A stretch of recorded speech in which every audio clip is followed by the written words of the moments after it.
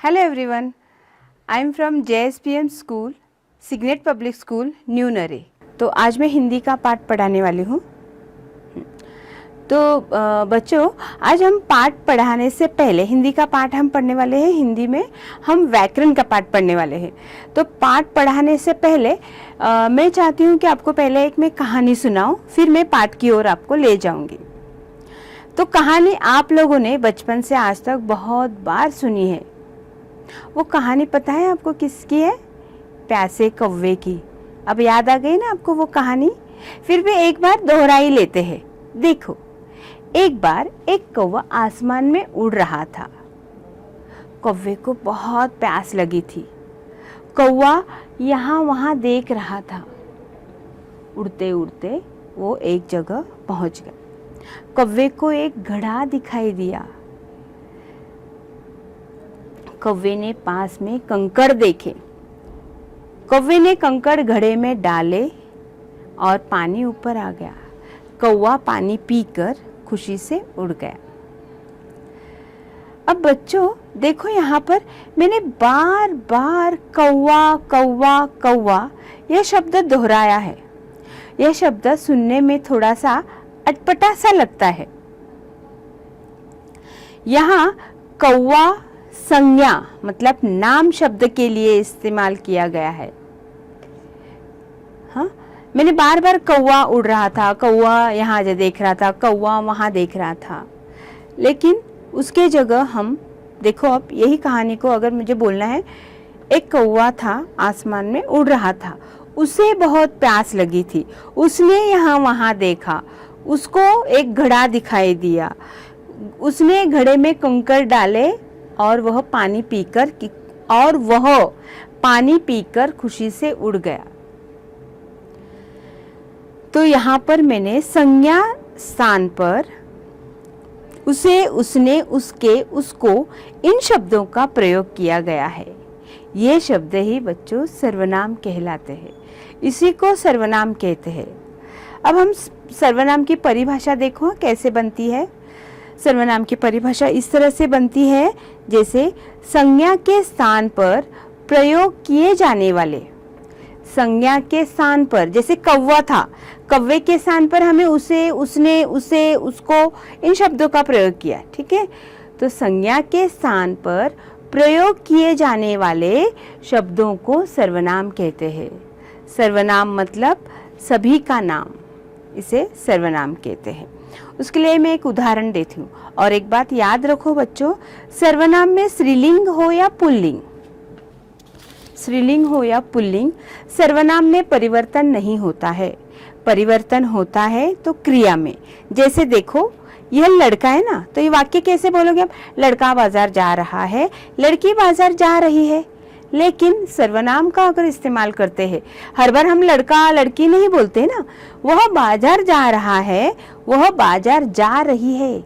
यहाँ परिवर्तन सर्वनाम में नहीं बल्कि क्रिया में हुआ है। जा रहा है, जा रही है, इस तरह से।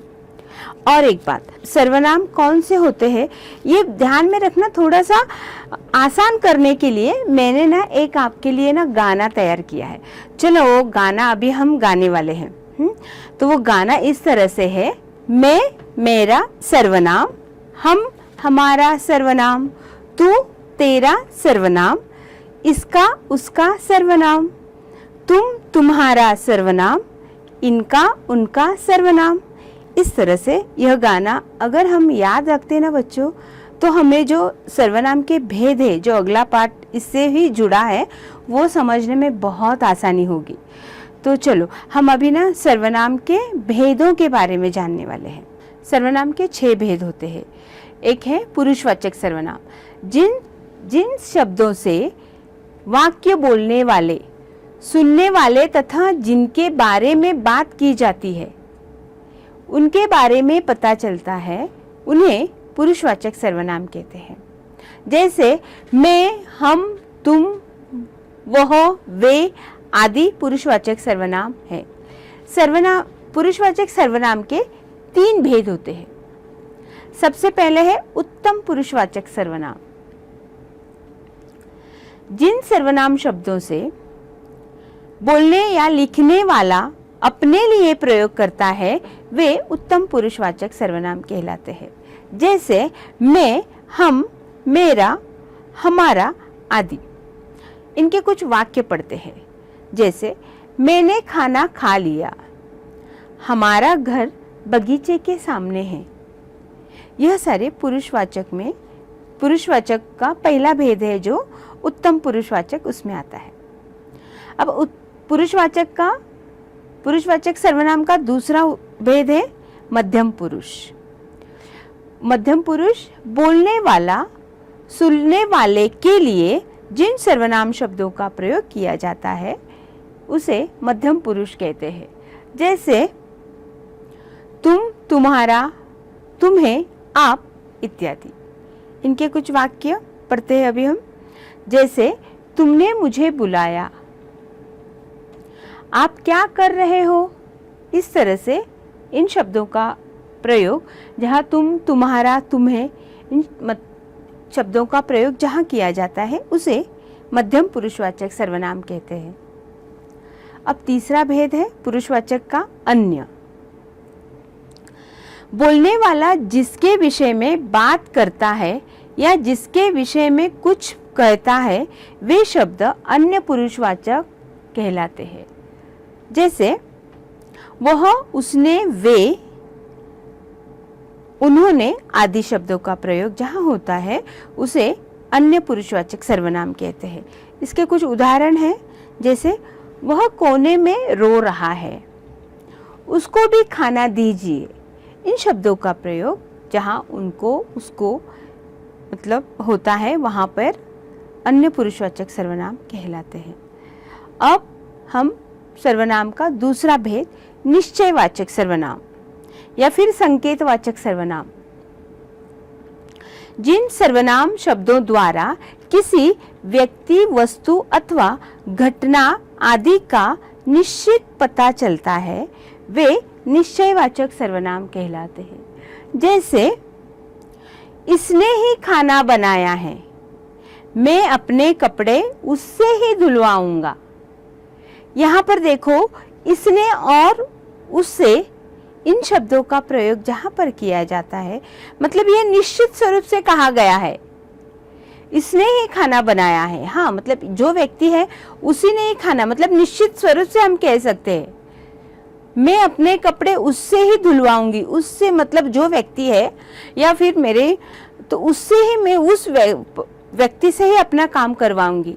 तो उससे और इससे यह निश्चित स्वरूप से मैं जब कह सकती हूँ तब इन शब्दों का प्रयोग जहाँ किया जाता है इसके उसके लिए वो निश्चयवाचक सर्वनाम कहलाते हैं। अब तीसरा है अनिश्चयवाचक। अनिश्चयवाचक तो आपको पता है जहाँ पर कुछ निश्चित ही नहीं होता है। इसकी परिभाषा देखो, जो सर्वनाम शब्द किसी व्यक्ति, वस्तु, स्थान या घटना का निश्चित बोध नहीं कराते हैं वे अनिश्चयवाचक सर्वनाम कहलाते हैं। जैसे लगता है वह किसी से बात कर रहा है, दरवाजे पर कोई खड़ा है। देखो यहाँ पर वह किसी से या फिर दरवाजे पे कोई, किसी और कोई, यह शब्द हमें निश्चित स्वरूप से उनके बारे में ज्ञान नहीं कराते हैं, इसलिए उसे अनिश्चयवाचक सर्वनाम कहते हैं। अब अगला है प्रश्नवाचक सर्वनाम। प्रश्नवाचक सर्वनाम जिन सर्वनाम शब्दों का प्रयोग किसी व्यक्ति, वस्तु अथवा स्थान के विषय में कुछ प्रश्न पूछने के लिए किया जाता है उन्हें प्रश्नवाचक सर्वनाम कहते हैं। उदाहरणार्थ, दरवाजे पे कौन खड़ा है, तुम कहाँ जा रही हो, कौन, कहाँ, कैसे, किसको, किसका, इन शब्दों का प्रयोग जहाँ किया जाता है उसे प्रश्नवाचक सर्वनाम कहते हैं। अब उसके आगे है पांचवा संबंधवाचक सर्वनाम। जो सर्वनाम शब्द वाक्यों में आए दूसरे सर्वनाम शब्दों से संबंध बताते हैं उसे संबंधवाचक सर्वनाम कहते हैं। जैसे जिसने तुम्हारी सेवा की उसे इनाम दो, वह आया है जिसे आपने बुलाया है। यहाँ पर देखो, जिसने तुम्हारी सेवा की उसे इनाम दो, जिसने उसे, वह जिसे। जैसे पहले मैंने एक उदाहरण बताया था ना, जैसे करनी वैसे भरनी, जिसकी लाठी उसकी भैंस। ये क्या होता है, दो वाक्यों को जोड़ा जाता है पर वो वाक्य अर्थपूर्ण होता है, एक दूसरे से संबंध होता है, वो भी अर्थपूर्ण होता है, उसे संबंधवाचक सर्वनाम कहते हैं। अब आखिरी छठा है निजवाचक सर्वनाम। निजवाचक सर्वनाम में निज का अर्थ है स्वयं, निज मतलब स्वयं, मैं, खुद, मेरे लिए। जहाँ पर इस प्रकार जिन सर्वनाम शब्दों का प्रयोग स्वयं, अपने आप या खुद के लिए किया जाता है उन्हें निजवाचक सर्वनाम कहते हैं। जैसे अपने आप, स्वयं, खुद आदि। इसके कुछ वाक्य पढ़ते हैं। उसने अपने आप यह चित्र बनाया है। इस तरह से ये हो गए सर्वनाम के 6 भेद। पहला पुरुषवाचक सर्वनाम, दूसरा निश्चयवाचक सर्वनाम, तीसरा अनिश्चयवाचक सर्वनाम, चौथा प्रश्नवाचक सर्वनाम, पांचवा संबंधवाचक सर्वनाम और छठा निजवाचक सर्वनाम। ये हुए सर्वनाम के भेद। अब हम इस पाठ के लिए एक मैं एक्टिविटी आपको देने वाली हूँ, और वो एक्टिविटी है, एक एक्टिविटी मतलब कहानी लिखना, स्टोरी राइटिंग। इसमें आप क्या करोगे, देखो,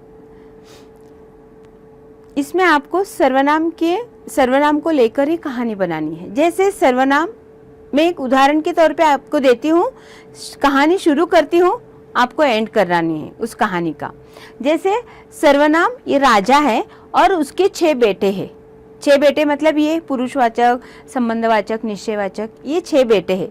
इन 6 बेटों को लेकर आपको एक अपने मन से जो आपको लिखना है, कहानी, सुंदर सी कहानी लिखनी है और उसमें से मिलने वाली सीख, यह इस पार्ट पे हम एक्टिविटी लेने वाले। तो इस पार्ट की एक्टिविटी क्या है, स्टोरी राइटिंग, सर्वनाम और उसके 6 बेटे। ये स्टोरी का शीर्षक है, आपको अब कहानी लिखनी है। ठीक है।